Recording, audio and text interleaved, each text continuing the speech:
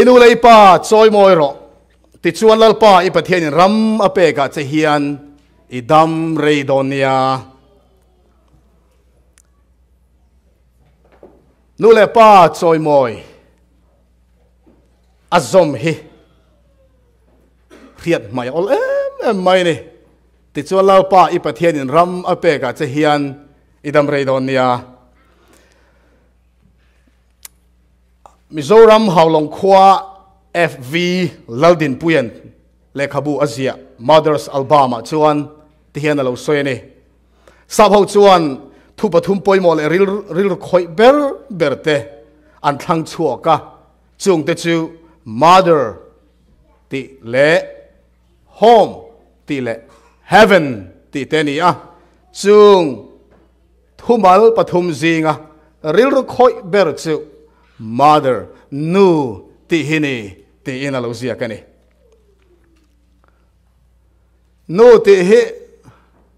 kanu han ti poi ui om ka te kai chu na nu han ti na mai he man la ka tia kanu tia ka ko nei la rei vak lo wa nu ti hen ka ko mai zela nu han ti mai hian in ru han lam chin te u ril ru hi a fan right mai ne kan lim na le kan lom na te kan lung chen na te nu le pa ne na kan thlen thi na atla pui thu in pa te ne na ai nu te ne na kan lung chen na te kan thlen tam thin zo ka nu ten kan nau pan lain an mal chunga min soin kan mi tui min lo thu khul sak thi na ni Reverend Vanal Zuata ale khabular tak mai ina horo ti le khabu khan ti hian alo soya nu nei to lo te hena phe chuan nu ti hi soi tam vak chi pon ni lo ate han soi rol khan nu ten an mangai zia te an sel lai ta lo en kol dan le an choi len dan zong ten ngai tu chuaka mi tui alo nai mei zel hlasiam tu ten nu mangai na hlai na lo siama kanu mangai na onem chu thengil ni re kanei lovang boite min wa vai san ma la ka trong trai na tal khereng ro min mangai zia ka ngai to in an he na om ka wachak em ka ta na trong trai na te chuan thlefi mangin min on chem thin ti in hela hi abik takin nu nei to lo te ma han sak phei chuan lo the lo in mi ati tap thina ni President Abraham Lincoln and hian lo soya all that I am or hope to be I owe to my angel mother. I remember my mother's prayers and they have always followed me. They have clung to me all my life. Thiam dai han linga tu na kan ni na le ni tu ra ka in be se na zong te kanu chunga ka lei bat te an ni e ami tong trai sakna eng la point ka kherenga chung de chuan min zui reng ani ke ma hian kanu na hian kanu tong trai na chu an bet lat ani ti in alo soi cho hial ani khoi lo kan va chuana tangin ina kan hon ho a pa po ni se fa de po ni se la kan lam masak ber chu khong e inu ani du khop mai tiro pa kan lo om vereng po hen kan fa ten lo ho khong e kan nu an ti tho mai ni voin sarmon tur ka in bo sai tan don khan karil ruwa le khabu chiar tur te ka dab na sa green bell le khabu lian tak mai le khabu dor lian taka ka vakala pa chung chang soina an lo nei de lo maya online kan be na sa kamu zo lo mak le mai nu chan chin ro chu chiar sen rolovin an lo ziak phut dep du maya pa mai na le nu mai na hi alo dang bi ke mi niang le mai na zona pa in fa te mai na a thuk le nu mai na po thuk le nu te chu fa te bul na ya nu te tu ye chom lian tu an lo ni zok awangin fa ten an nai zual rin omani mi zo ten tong kau che chuan tlak lo tak tak kan lo nei nual maya mei chia le pal chia chu thlak tur ti te mei chia le dar khuang chu chum tur ti te mei chia le chak ai sa khuan nei lo tiang chi te zo in hen kan trong kau che bel tla lo tak tak hian kan nam lo changkan chhozel angin molan liam ta soingam chi ni to lo malai chuan pa mizo pa te chuan in ti pa tak mai in ti tak te a kho sa chung po khan engma ti lo in an thu suwa maya anu tul I mean na tho lai khan a bai chuan a liam zur maya lova a chin ta lova cho ve mai om noi I bai chuan a liam nian la ti tra ani chung te chu tu na chuan kan lo fing chhota a chung ko chet vela po rama phei chuan kan zir chho mek ani himo ima no in za le mai ka zir ve mek ani amana pia gen tu ti tur bi alo om lo ti hi nam finga piang tan lo kheto a nu lut na hi nam achang kan le fin na athan chho zel angin nu lut na hi an khet huk tol mai ni India ram nam hlaphual tu Rabindranath Tagore khan thian alo soya mei chia hi pathian ku chuak moi beran ni alo tian ni chu pathian ku chuak a zonga hian mei chia hian moi beran ni kai poi ka ti ve thina nu hian van lu ve o ka tia an lu na soi sel lo ta zinga now an pai the hi an van lu em nu in now an pai the hi pathian ram rual le pathian fin na ni rualin mei chetlut na ti zual tu ani Napoleon apoin anu awanga a hlotlin na alom na wangin France ramina amamo ber chu nu te hi anni alo te ani ai amamo France ram hian nei lo alo ti hiala Erminio Cripsa chen thian soya nu da thin lungi pathian ku chuak ani a pangpar te chu voin chung si ar te khian e na pelo ma se khovel hian nu da thin lung anei chung chuan kan chunga pathian that zia hi hai rual ani lovang alo ti hial ani avan moyam ti ro chung kwa abekin naw pangte damlo hitlan kan to in nu te chuan doctor ni le nurse ni an form ani tun thleng po hen la nia kan chen naram kan seilen mun le rama chuan fur pui lo lenin khosik intina leng chu mai zela khohan sik chang te hian kan naw pan lain pangsa lo me lunai min tur ut maya kanu in ka chal ka pangsalai ka chalaron de hian ka dam sung thin ya inni ve karing amak khop mai nu mangai na hi an kut te hialo dam em maya kut nem tang men han de te hian kan lo dam thin ani Mizoram missionary ro pui tak mai Edwin Roland santi mizoten zo sa thara ti mizo ming an lo pe khan hla ti hian lo siam ani kanau senin tunge mi choi kanu du tak chu trong theilovin tunge mi pawl kanu du tak chu kadam lova atleivara katapa min lo choi mu then ha takin chaklo tak chung po in kanu du tak chu achang ni na ka lian deu tunge min zil kanu du tak chu then rual kom dan tunge min phil kanu du tak chu ka thu poi tham lo angai zo ka ei tur tumin aom fo ka sin tur amai thel ngai lo kanu du tak chu chang thum na ati zia donin min tinem kanu du tak chu ti sak ve thung ka vadu em kanu du tak chu che danin ka tilom zel don ama tho phal lovin ka fom kanu hi za ber tur alom kanu du tak chu ti in puzo sap tharan hla thatak mai mi zote min lo nut chi ane he thu ka soi don ka nu ka ngai zuala voina in khom kal main phone in ka biang ka ti a ka bel fu lo palang ti ka lo wang khan zana he thu ka in po cha mek lai hian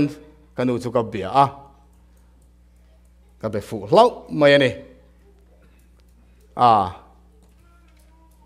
ka nu hi ka ngai hle mai a nu le pabul nai om lo te chuan in ngai ve theu ka ringa nu te nei to lo po in nu te in ngai ve em ka ring bok ani fa som le pakhat min ringa mi pa pasari le mai chia pali mai chia pani an borala ka chung le a hian a khin don nai te a kan in kha in sang tak ani ome chu ta tang chuan kanu hinu chak vak tak mai ni ya kan veranda tangin zuang thamai ni omani leilona chuk lovin chu ta tang chuan a khin don nai te chuan pum chu naw chu a thi tai se pathian tan puya damdo in po pan lovin mani in chunga thisa chu thate in a ring chuaka tin kan naw pang ber dot tu a hian lalko moi ti ming kan sak thangami ni in mai chen min boral san boka tuna hian kan unaw piang zinga mi pa pasari le mai chia pani chu pathian khoi na zara kan ladam ki mani min en kol dan le min choi sel sailen dan te ka chut ka ngai tu na samaya damdo ina pakhat ma min hring lova ina som le pakhat chon kan va in min hring ani damdoi manga tan pui ani ngai lova nei dan pa nga in na chok na te na hria lo na te eng ma kanu an man sak ve ngai lo nars pui tling atam zo ka nars pui tling in an tan pui ngai lova tual cher naw char thiam ang mai ten an lo troi om thina chu tiang chuan kanu in som le pakhat men lo hringa men lo choi lian ani ti hian a soi then mi te agin sum le pa ya kan hau salova ma selal pa mal som ka don chu fanaw te hi ka fa te hi in ni pian pui pakhat chi aneya chu chu mei chi aneya ka pa nen anin nei nu hian tun thlengin voi khat ma kan na mu to lo a u chu anu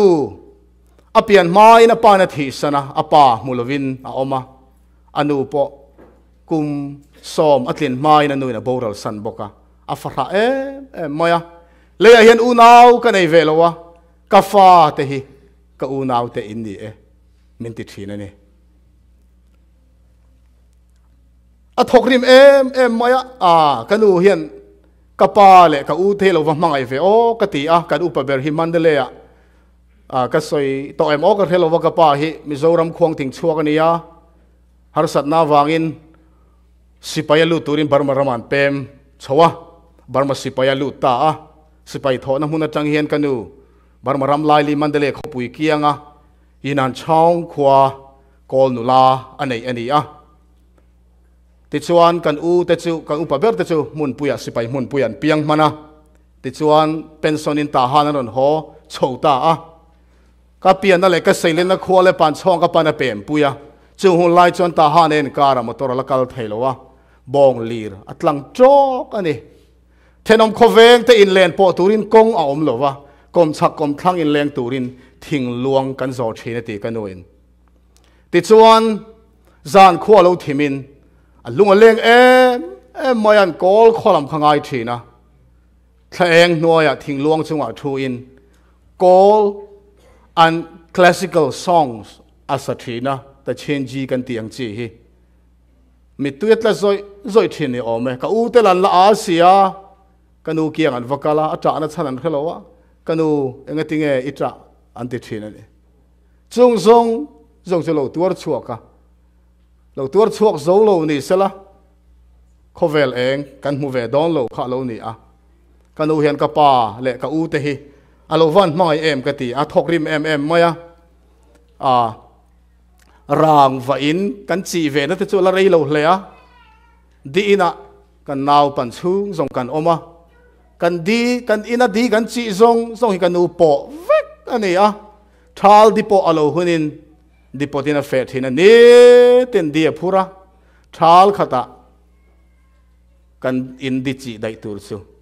a phur nga vek thina huana thlai a chin te du to lovin rama leipui kan tia thlai chingin a huna mang thina rotuai khor a huna rotuai khora sangaman a huna sanga mani fe thina sanga man thei em moya sanga man thei lo deuh te chuan kanu anon zui thina kanu hi ka hiat phak china sanga zonga akal chu re rengin hlo cham voi khat makala thelo ani pathian in mala som em moya voi ne chung te chu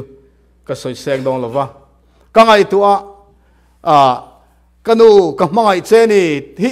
ka lo la tingai mi lova kanu ka ngai hle mai che ka lo ti mai thin khani ya ni zan chu fo na ka biak chuan kanu ka mangai che ni ya ka tia ma pui min mangai ti ka khialom pathian le in zara heti te hian ka omani hi ele bara lungai lo le thapha lovin ka oma atia reipo ka bet heilova ka mangai zia khan soi khan aron tap chuak tamoya ke po thei topin ka in suma lung chelo turin ka nu chu ka han tran pui ve ka thei ang tokin voini a local khom te hian nu te kan la nei ani chuan kan mangai ne hi che zialan tir mai ba ka tong ka nge soi te hi apoi mo hlein ka khia arab thu fing pakhatin God cannot be everywhere so he made mothers alotia an pathian thlir dan chu dik fel chialo ma sela nu lut zia an soi chu da ne roi chu ro pui ver him rimin ka khia a mother's love is like a circle. It has no beginning and no ending. An lo ti bokani. Nu mai na hian. Bul anei lova. Top anei lo bokani. Korin thon khat bung som le pakhat chang thuma khan. Ama ero chu mi pa to phot lu chu Krista ani. Mei che lu chu mi pa ani Krista lu chu pathian ani ti in riat kadu ani ti in pa poimo zia tir ko in chiang takin min lo hilani nu poimo na oma pa poimo na oma pa mo phut na le pa ti tu rang chi nu in ati rem chang lo hi oma bi ten kan mi zo culture a phei chuan pa ti din mun hi pathian thuina lo da sanga mi khingan din phat po in pathian in nu a in pa alo siam ma sa zo ka chu chuan kong eng kim huai tu tur ani alo ti lang bok ani kan chen na in kan om na me kan chen na me in chia in lo omin chung ko in ele bar tur lo chat la cham sela nu an mol pholova pa an mol pho thin ani chung ko a thu ti tlu na fel tak siam poimo tak siam alo hunin pa an che thina pa in pem arot chuan nu ten thu oi takin fa tenen pa in pem anga ti chuan an zui dor mai zela chung ko hian pa mo phur na hi azau lu tuka soi sen chi po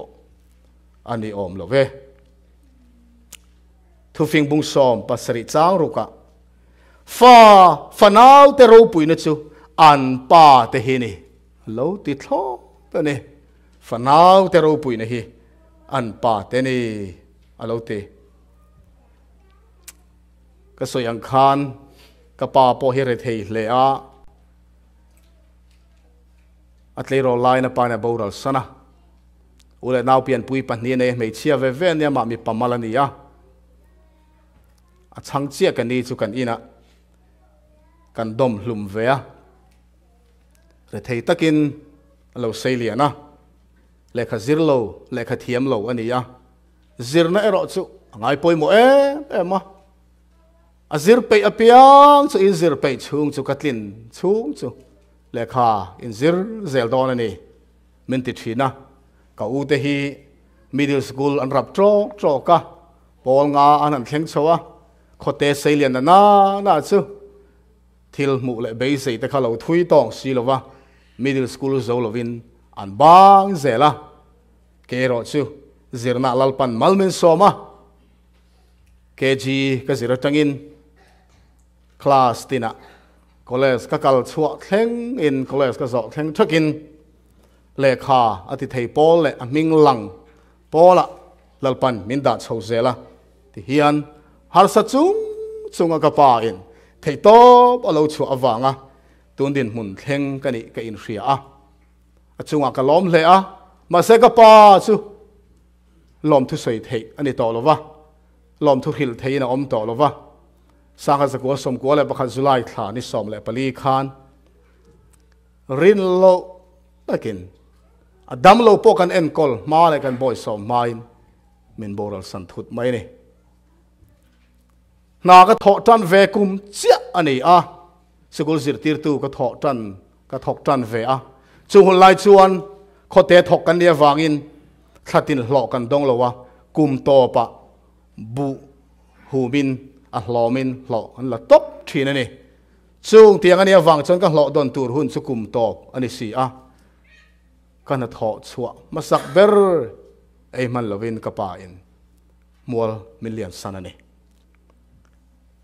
na kanan thok ve a leilung a te sikul kan han din khan kanu ka cha phaya le pan chong ami kanu kan compound ron rap chu eng ma soi thelo tual zola thua trap clock mai ni ipala dam se ka van ti tak em atia ma se ka pa dua tur nei to lo mai la dua tur le en kol tur nu pathianin min la pe a mi te angin nuam takin da thelo mai la nisan ka biak tum po in kanu en kong ama thlaphang suang che pathian a oma ele bar te in har sai min tla chamem tin ka zota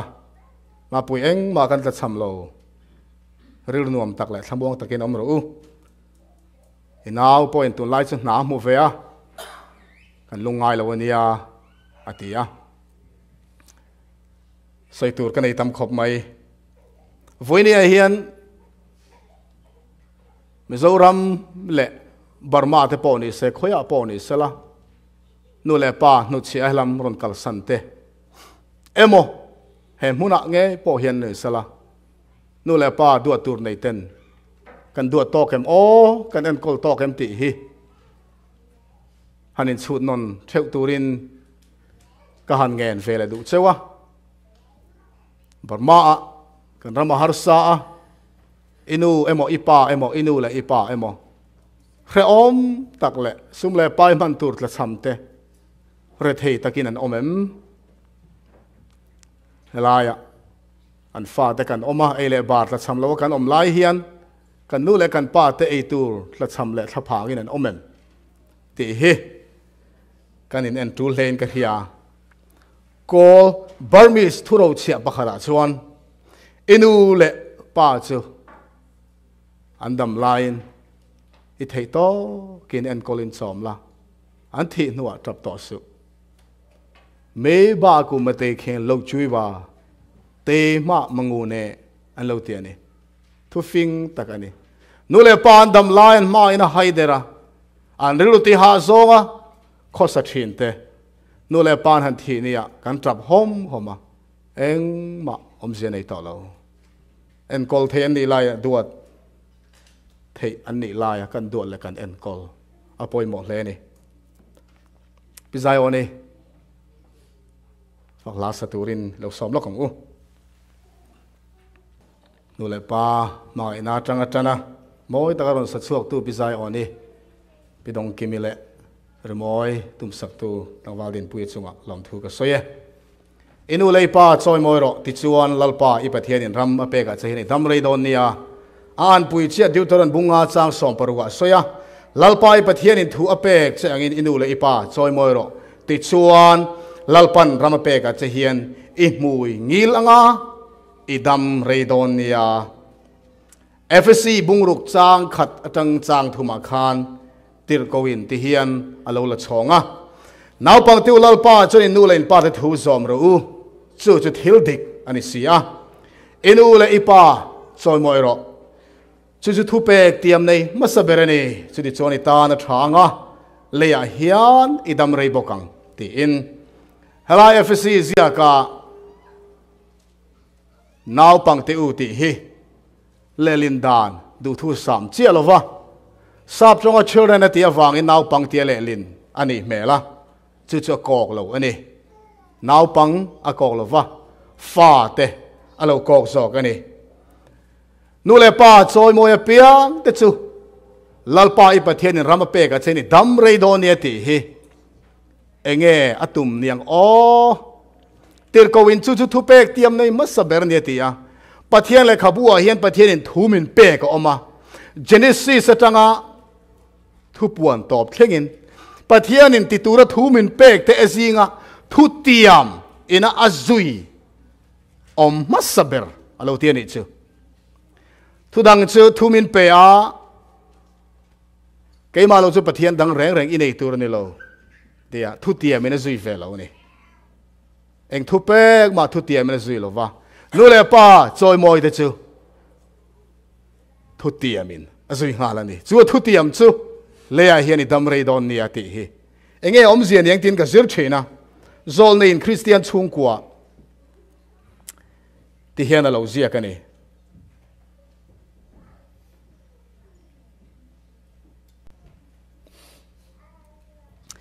inu lei pa choi moi ro chu chuan pathian in ramapek a che hian I dam rei don nia hei hi thu pek tiam nei masaber ani he thu pek hian naw pang thalai puitling thlengin huam lo anei lova kan zamain min huama nu le pa nei zong zong te abikin fa te tan andam chung in nu le pa te choi moi atul to love tia in da ol na hun a om lo he thu pek ursun tak mai hi fanu le fa pa te chu in angkhat rengin aphuara lalpan mirin om te tan ram alapek tura andam reile reilo tur khil tu te singa pakhat ani bokti in leya hian idam rei don nia tia lo in ziak hi zol nei chuan he le hi ne lo kan be sei chatuan le thar ani zok ti in lo khil fia dai maya nu le pa choi moi chu chan dam ni na tu ra bi alo ni tlat mai ni nu le pa te chung kan rilu put da le nu le pa kan dor dan hian pathian en kan in kar om zia thui ta lo hilani nu le pa mai lo reng reng in pathian en mai thelo nu le pa mai lo in pathian ka mai ti se thu di ka tling thelo ani nu le pa soi lo kan u naw kan be hing pui te po kan mai lo chon pathian kan mai lo ti in bible min lo hil ani si chuan nu le pa ne kan in kar phei chu avan poimo em tero kem kan nei lai kan ka soi to a voine hian ka soi tu mo om lo te kan om wangin an soi non le ka du a ta hala tum khat chu zan kan mut to nuwa me chet le rol teron tlan hlok mai man mo tak mai man mo de mi melon ko ni a u ai chuang so rong lo bol me khalo ni a ka han thleng chu a pa om lo wa khwal zin na bo wa anu lo om ani enge lo ti che ma lo ta ta ni chu anu sa nan che ma lo ta rut mai ni arui a lo ti ka hia inu hi sai du mo inu isa main min sat masara ka tia ka ma ka thutira ka the ang to chon thu khan khila ilo pian lai khan ngai tu le le la i pian zani nu le pa lom zia kha ilo bok khup thian lom em lo thu thian lom em ma ilo thing thi thia ilo ding thia lom na li rin chung kwan khata ilo kal thia an van lom em kan upa pakhatin fapa upa ber alo pian tuma lom zia soya ui pui kan nei zo te kan nei boka te kan zo te chuar tangin ron zuang thla theu maya mangte naw kan ne sin kati atia ti chon ka vakal le dewa kong kabula kan ui pui buangi kan tia kan ko kha lo bok run maya buangi naw kan nei nia kati atia naw en turan local te hian tui bur ten muam chuan an kia kal ko oi lo trong te po ko oi lo khai ka tia ka lo dang thi na tia chung kwa naw sen kan lo pian hian chung kwa hi lom na li rina khatani chu kan naw chu tu na ni lo sei lian ta tlang vai lo nia ipa ai ni lo lian to ipa ai ni ban te po atha lo chak to ipa ha emin khwal zinin rit phurin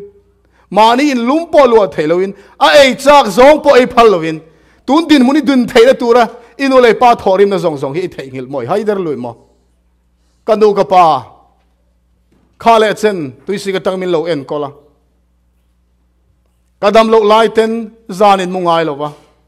ei tur ka tlak cham sir tur ka tlak cham le rual ka o lawin thei to pin na in lo thoka tu no chen in fa pa tlang wal ka ni ve to tharui po ka lo nei ta chol ha dam ve to ula ka chok tong cheu iti tur hunasin voin hi ti in chu kan naw chu ka zil haw ve ni chu tiang nula le tlang wal chu exact tak omang mo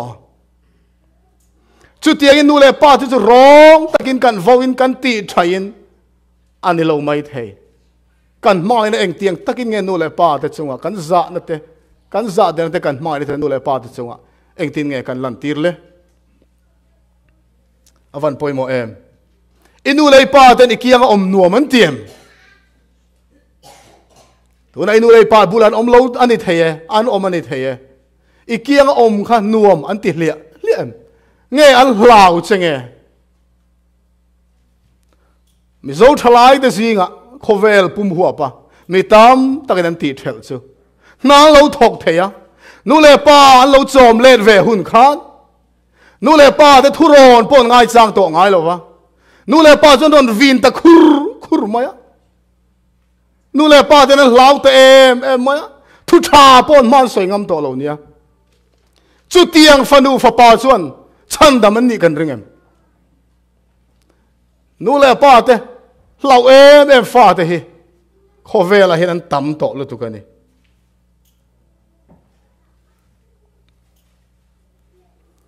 kan fellow na ate nu le pa te thu hil ngam to lo khop le engkim emkima nu le pa te thuron po ngai chang to lo wa thil kan ti purani chuan kan ti fu don lo ti hian test mi volume khat na pathian zol ne soi ni nu le pa choi moi lo te le an thu oi lo ten le an thuron ngai chang lo reng ten they can have no part in the earth made new le siam thara san vo an nei velong nu le pa choi moi lo le za lo te an thuron ngai chang lo reng in le tharan lut velawang tun hun nun nunga naw pang te hi naw pang te tia le lin po hi fa te ti tu re ni nu le pa te za na le thu oi na nei tlem hle anga hiat an ni in pathian po in abikin a mu chianga hei hian tom na hun nai to ti chin chiana pakhat ani e lei thar ti thiang lima chuan hel mang thu oi lo lom na chang reng lo naw pang te chu mei chia an ni emaw mi pa en an ni emaw an tan munom lo alo ti bokani Christian chung kwa khan ilo tho the lo hon ta nu le pa chu ral lami I chom ani theye sum le pa I thon thina wang khan ral lam inu le pa kha I thu om turin I control palange o pathian poi soyang cái tị cái thu anh om lâu xuân bồi sa cái ron thon tọ đó lâu sẽ tị tên in vô khur căn vô khur ngay em căn tị ngay lâu xuân lom om lệ à căn lâu tị to anh ấy xuân với nè trăng hiền bát thiên này nè ngay đầm căn tị là chủ lên này idam chun an thi thleng thak in ule pa chom ma la an lo chom to na zong chele itan an tho rim na ha idam chu ni rul ngai lawang tu man nu le pa min en kol ne an mi mangai na ka rul zo ta ti thei he khovel tu nge om ngai ang le ti ro ipa dam lawin inu dam lawin tlei war ngai em idam lo khan inu ipa an tlevar thina sin an eitur ei phal lovin ko line le na temin eitur tha an lo pekin I etan ka etan an fun ho tang thin ani lom ne ka lo tho ve thei hun lo thleng ta voinia ka lo chom let ve ta ka thuin ka dang mo Pathian khoi na zara ka fa ten chu tiang min ti lo ram turin pathian ne na ka tong trai ke chu ka tor thei ka ring lo an mi chom le kan ia wang an thua min om ti re mo an fello na le an tlil lo na pokazil thei lo din munan o mai chon chom lo in ka thiang ti thu ti lu na ka siam ni voi ni apo hian poi mo ka tilotok nu le pa te kan chom awangin kan control tur ani lo nu le pa choi moi tur ti hi zol nei chon Christian chung kwa that takin fiat takin lo zia ka ring lo mi po ni ro sa inu le pa kha ati hialani pathian ti nu le pa chau ani re lo hi inu le pa choi mo ro ti thu pek hi Christian tan chau pek ani lo kan ti hial thei om ko vela mi zong tan pek ani a zol nei chu chu lo hil fi ani ring lo mi ani mai thei rin na chak lo tak mi ani mai thei ipa nung changa inu nung changa thil fel lo mu in ani mai thei chu ga wang chon za lo takin ipa kha iti thiang reng lo inu le ipa choi moi ro ti hian pa fel le nu fel pa fel lo huam vek ni voina kan hian van poi mo em tiro tu som pe ka pathian lama kan ti tur palia ziak kan khia a mi khing lama kan ti tur paruk aziaka nu le pa choi moi tur a masabera pathian ron da ani adang zong ain apoi mo ani nu le pa kan choi moi lo ni ngai chon nuai adang panga chu zom mai lo om ze nei lo wa kan zom thei bok lo wang tin hei chau hi tu som pek zinga po lalpa na thutia ma alo chun zom ani athuk em ani nu le pa te chu nu le pa an ni wang khan choi moi tur an ni ringot mai choi moi phu an ni ringot mai ni chu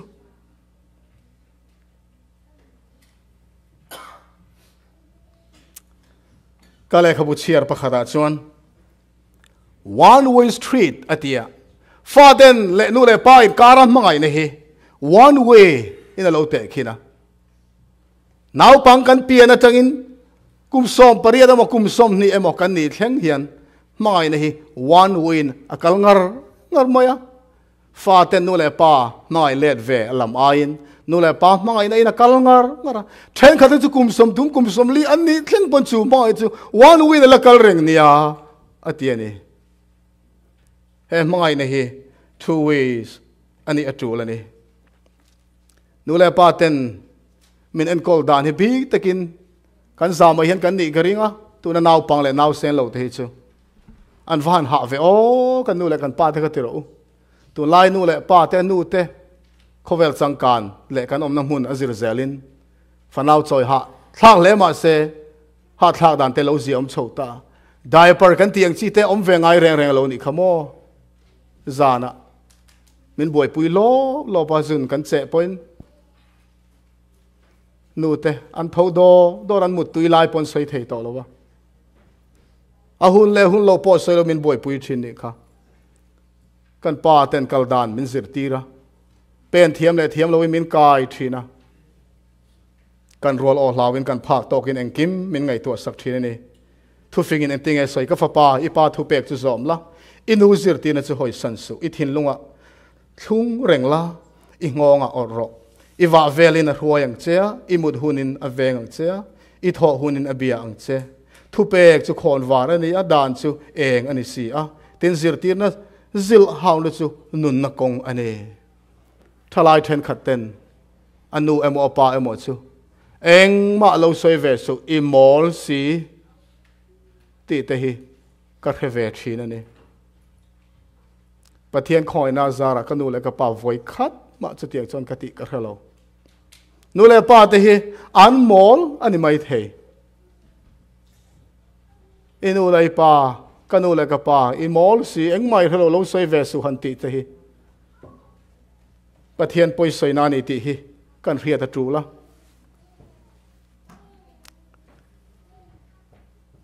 ei tun te chu kan fa te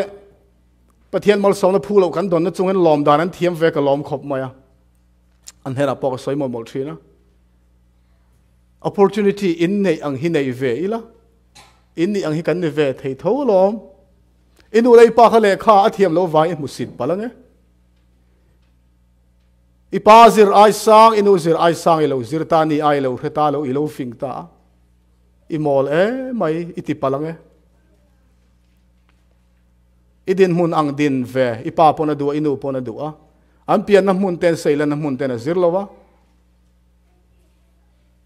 chung chung mu sit nan pan chen ni lo nu le pa te chu leilung fit na a ke ni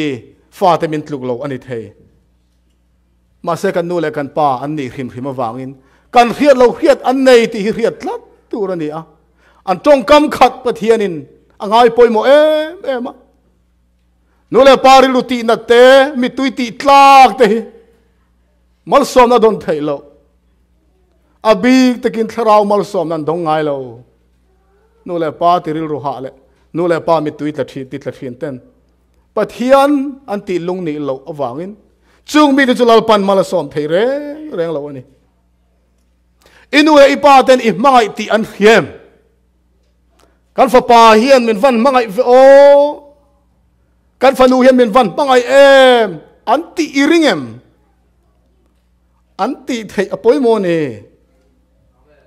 nu le pa te chung ko ai ti ne kan da chung ko then khada nu le pa te chu mi chuang omian om mai nia an chuang mai to nia kan u pakhat aming chu soi ri kher loila en ton tlak ka ti khop maya sumdong mi nia anu tarte chu asum zong kol tir vek sumpai mandu anei changin anu dil thina a tho chua kha anu ku da tangin ala thina ni chu tiang chu turan kan practice ngai tur ni ka ti na ni lo he muna chon kan bank account te eng kim chin fel ngai kan nu le kan pa te nan ti thei kher lo ni thei ka soi tum ta kan hiat hiam ka be se ya in chunga hian nu le pa te lot takin kan da angai ra la pon omani thei min control tu an la ni tu re ni kan dam chungin kanu enge min khil du in ayem kapa enge thu min cha du enge om ral hlami po kan ti fo tu re ni mun khada kan cheng ho ani lek phei chuan kapa ha kanu kha kanin chunga a thu ber tur ani an aya thu an omlo pathianin lei pathian tan min pek an ni si a advantage homa ve nu le pa te hian mangai taka duat an phu te reng nen hian mani nu le pa te la ka mai na le lai na lan tir ngai lo thalai kala mutreu mai midang an du zong te la ka lem an thil phalin an duat em loi sia he hi pathian du zong aniang em tel lo mai mai na te in du sak na te le lim na te hi mani in chunga ni anga eng tu ni zoke alo tiani so nu le pa te hi kan thei to kin kan duat tu re ni duat hian phu lia mai Dennis Rainlian nu le pa choi mon dan rabi pathuma soi chu chu ka thu hlom thum mor bo na ka man tur te ni a pakhat na nu le pa choi moi tur chuan kan riat thiam ngai ni ti tulaya khovela herama po nu le pa kianga om pe lowa mundanga nu le pa zil haw na te ngai pe lowa tlan chuak tam tan om mai khovela hian nu le pa den fa te in kara har sat lian tak thlen thin chu in riat thiam lo na in riat thiam lo na hi ani du khop mai nu le pa te an fel big vek lova thu mir hil te min kai hoi dan te hi a thaber big vek lo mai khai mar the ma se nu le pa te chu mi hring ve mai ni wangin an ti sual theya an ti dik lo ve theya an tlin to lo no konga riat thiam an ngai maya Soren Kierkegaard tin mi kan chiar don he ziak tu hi a ming chiar har khop mai Christians are like school children who like to look at the back of the book for the answers rather than go through the process alotia Christian te hi school now pang ten ang khop mai school now pang te chuan le khabon han chiara abi takin chiar kop han cho ne ngai chi te a process and chua vek ai chuan answer nung lama va en mai hi an du thina Christian tam tak chu tiang chu an ni fo thin ate nu le pa te min an kol na le min mai na min lo hiat thiam fo na te abul te tanga kan chut ke ngai maya nu le pa te an tlin lo na zone an chak lo na zone an fel lo na zone kan mu len thin awangin kan choi moi tur angin kan choi moi lo thina he ziak tu ve hian inu le ipa de kha I suan a en angin I en ve atulani alo ti ani panina a nu le pa de chu kan khongai tur ani ati nu le pa de chu khongai tak an chunga khoi na ril ru kan put sawin kan choi moi thei ome nu le pa te khongai an phu ani hey America kan lo om ve ta for now ten an nu le pa te an lo tara nursing home an da ang chi te hi kal accept thei velo ka accept thei ngem o ka khelo ka accept thei ngai hi ka in ring lo tu na chuan ka khe thiam thei lo wa a tha zong ai tu chuan soi tu rom chau mai thei in lova kan en kol man lo wa kan duan man box si lo khor takin lo om tlok maya an tar pui te kiang kan vada khan lo in pol lim ve soi tu ra tamang ma se ka pom thei chuang lo fa te bulange ka bulange I bulange khan an om tlukan nuam omongem an lim na tur kan ngai tu sak mai don lom ni ka bul na ya khan teni nu ei pa tar to tak mai chu ni tin mu te nuam itilo mo chu tiam mu na kan va dan I chon sol kar khat voi khat kan thei ni chuan atam lamani karing nu le pa te hi khonga yan tu le ni te hian thuro chia pakhat chuan once an adult twice a child alotia mi hing hi mi puitling voi khat kan lo ni a naw pang voi ni kan ni alotia nu le pa ten lo upat chuan naw pang alo ni non le thina chu kan riat thiama solai om khom na son lo om mai ro hi mo zong chu koron peng karon chom zelang che ti mai atok ka ti thelo ipa hing tu chu thu chu pomla inu chu alo tarin musit su an lo tar dewa an du zong an ti thei lo huna khan ani ifa inu lei pa khan an mo tol inu lei pa mo zong chu mi dang ti atani da don em ne apathum na a ngai dam na hi Oscar Wallerton tiene soya children begin by loving their parents after a time they judge them rarely if ever do they forgive them ka le lin thiam na le ve tai la nào bằng thế chuan à tir thế chuan nu le pa thế chu an mangai phô thina ti chuan hun lo kala nu le pa thế chu anon soi sel chana a to pa chuan nu le pa mangai let an mangai let ve ro chu atlem le ani alo ti ani pathian thu atanga chia takan mu chu ngai dam na be se ya ma ni na mi ngai dam thelo hi chu tiang ang thin lung chon thin ur na le huat na le khak na mai lo chu eng ma athen lo alo ti hia le sons and daughters of God akan the heart searcher knows what is in your attitude toward your parents, for he is weighting moral character in the golden scales of the heavenly sanctuary. Oh, confess your neglect of your parents. Confess your indifference toward them and your contempt of God's holy commandment.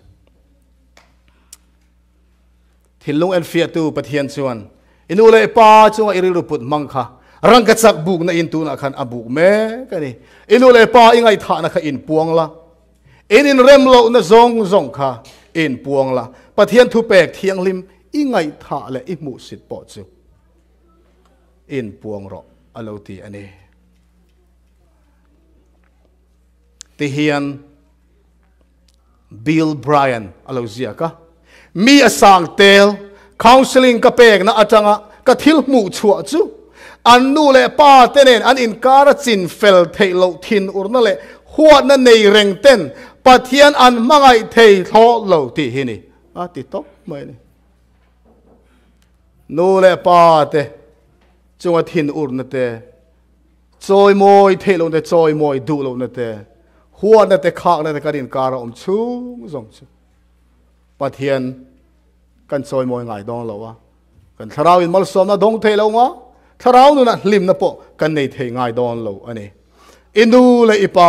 choi moi ro ti chual lal pa ipathianin ram apeka che hian idam rei don nia nu le pa kan choi moya pathian kan tana bo sai le tharwan thara kan lu theu thei nan pathian thu mal som ro se amen.